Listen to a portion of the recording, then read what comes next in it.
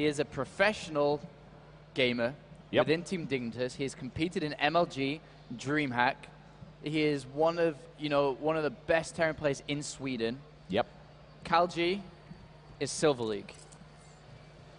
There is a bit of an imbalance, I would say, here in the group stages of I-43. It is an open tournament. It is designed for people to be able to get a little bit of experience. And, of course, Apollo, you being the Zerg expert, you can tell us a little bit about Calje's play right after I introduce his players. I bring the one and only Calje, hailing from the Silver League. He is in the blue trunks, and he is playing Zerg to the south of the Metalopolis versus his opponent, hailing from Team Dignitas in the Grand Master League, the one and only Merz. He is in the red trunks, and he is playing Terran to the north.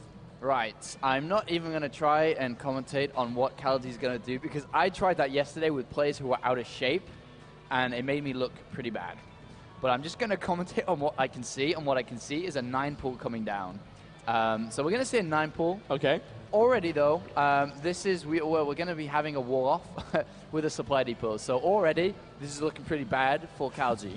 Yeah, well, Calje, for one thing, doesn't actually know where his opponent is, since he hasn't scouted yet. He'll be able to see close air, and then he will be able to divine. I believe this version of the map also stops close by ground. Yeah, so it's the completely same version as MLG. This one's just cloaked for a different tournament, but it's completely fine. So we are having Merz walling off now. He's going to be building a supply depot very, very shortly. Going to scout first.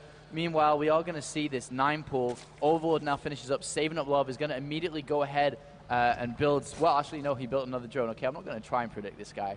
He's built another drone. He's actually shifting the meta game right now in front of your eyes, Apollo. Bear witness. Okay, so how many lings are we going to have? I'm not going to try and guess. Well, zero? I'm going to guess. We're going to have zero? We're going to just go for a queen? We're going to go for something unorthodox. We're going to go for 11 lings, I think. Well, what he's going to do is he's going to build 12, and then he's going to kill one of them, just to make sure that he's got an odd number, because that will confuse his opponent.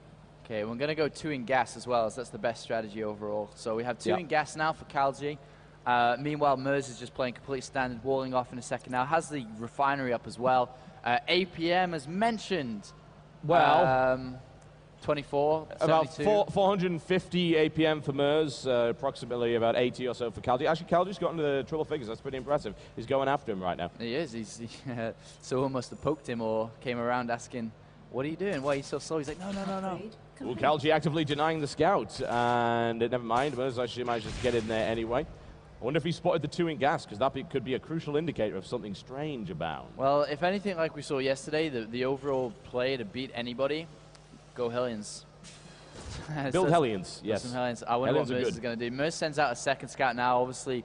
Doesn't want to lose a game, because that would be pretty embarrassing if he lost a game. Well, I have a feeling Odie would kick him off the team if that were to happen. Yeah, so he's just going to play safe. We saw the lings out, saw no expansion. He's going to send out another scout as well. We'll be able to go down, check the hatchery out, and was like, there's nothing there. Which indicates some kind of craziness on the part of Calje, who is hanging around. He's making sure that his drone is there prepared. And preparation is a key to victory, as you can tell. It's going to take him a while to actually get the minerals in order to construct this hatchery. But instead, he's actually going to go fast lair.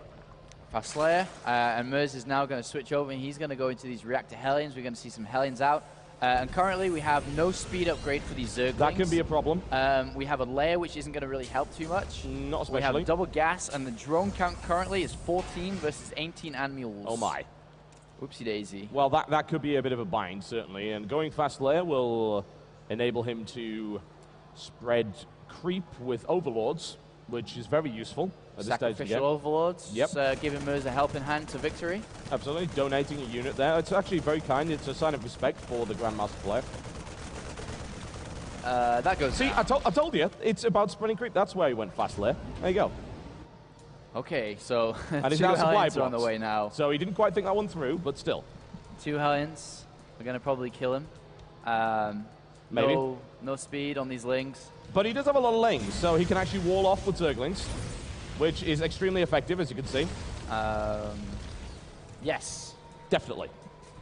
Merz is now enjoying himself. I'm sure he's feeling the pressure playing this. The longer he waits, however, the speed upgrade will be done in Roachmore, and he doesn't want to underestimate his opponent. He could lose some Hellions. I mean, this is exactly like Merz playing against Idra in DreamHack Summer, so...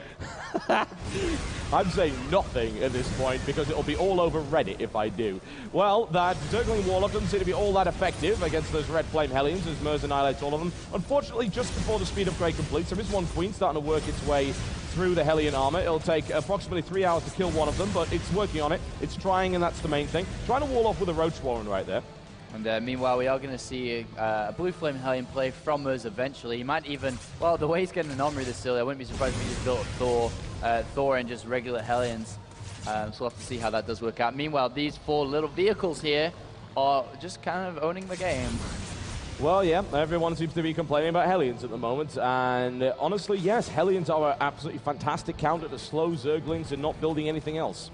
So we are going to move Spinecrawl into position in his base, so we can now slowly deny these Hellions. Meanwhile, the Armory is about to finish up. That Roach is actually really interested in that Spinecrawl. Have a look at it. It's dancing around. It's brilliant. There we go. It's now finally deployed itself. He has 1 Roach, which is not quite enough to wall off there, but... Well, he's currently sitting on 10 drones, which is impeding his income just a little bit, so it's giving Merz a little bit of time to maneuver. And the Armory is up. Now we're just going to have a Thor from here, so we're going to see like Thor Hellion play. And completely standard against 9-pool. Yeah. 14 supply versus 51. He actually has a lot of lava, as you can see right there. That's the most lava I've ever seen in a game of StarCraft, in fact. And this is the least amount of drones I've ever seen in a game of StarCraft. I don't know. Did you see my game of StarCraft playing Zerg? It's pretty bad. Whoops. Ah, yes, the standard 2-star port follow-up to Thor Hellion play against 9-pool right here from Merz, who has now expanded, taken down there. If we have a look at the income comparison, Calje is slightly behind. And so we are going to have these Hinds coming out now, and they're literally just going to take the Zelnaga towers, and in Merz's vision, he sees absolutely everything. Yep. There's absolutely everything here. The middle of the map, the expansion, he sees it's still 1 base. He's now going to see these Roaches, and the problem for Calje is Roaches are pretty good against Hellions, but even if he made pure Hellions against 5 Roaches, he'd still actually win. He just has more stuff overall. That's actually a really great strategy. Some of you guys might want to adapt to your ladder play. If you actually have more stuff, generally speaking, you can win. So that's something that Calje, I suppose, should consider right here. See, he's currently on 26 supply versus 65.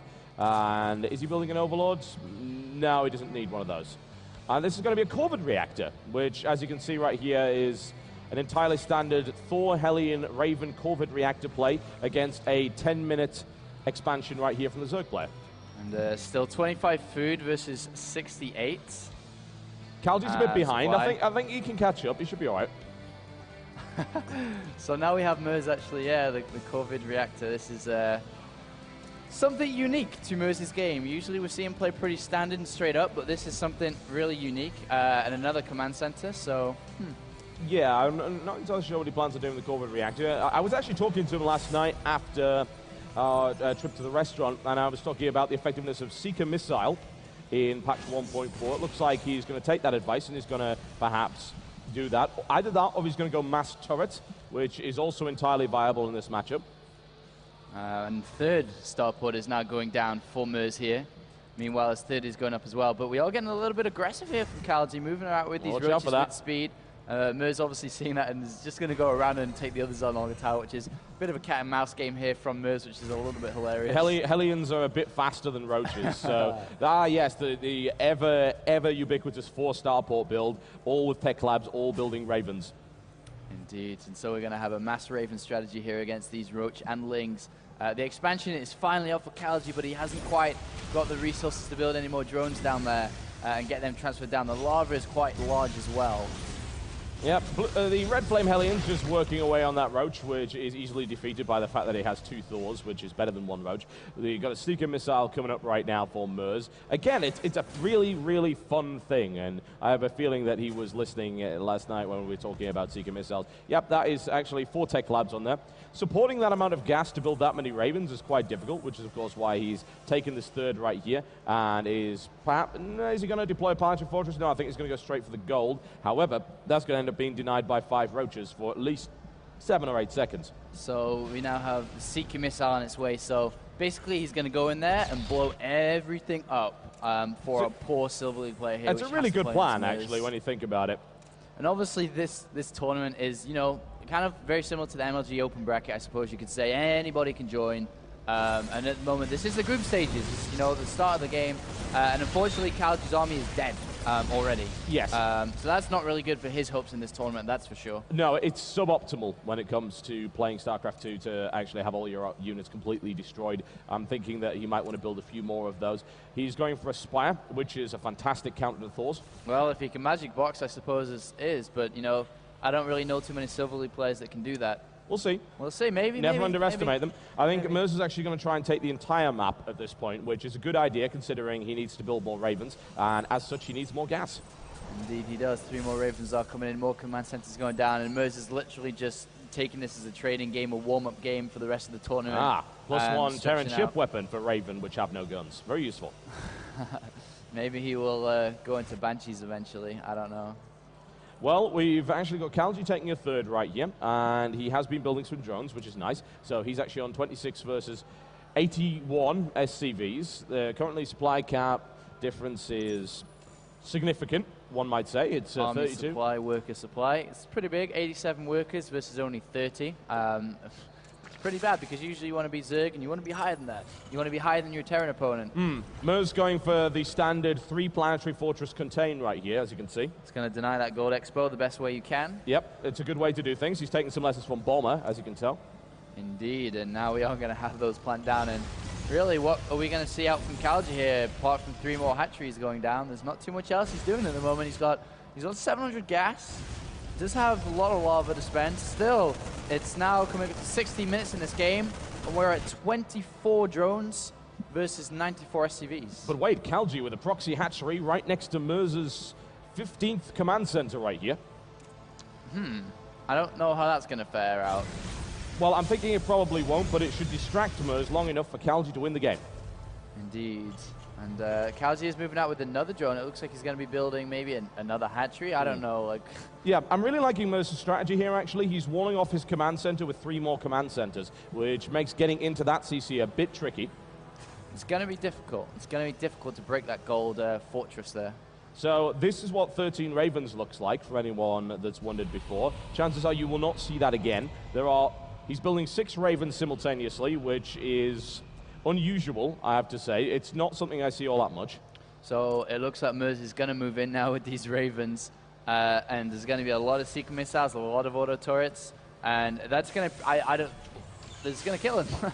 Simple as that. There's actually nothing here that Calje can do, and Merz is going to now cruise in with these Ravens. Calje is yeah. Oh yes, my worst nemesis, Ravens.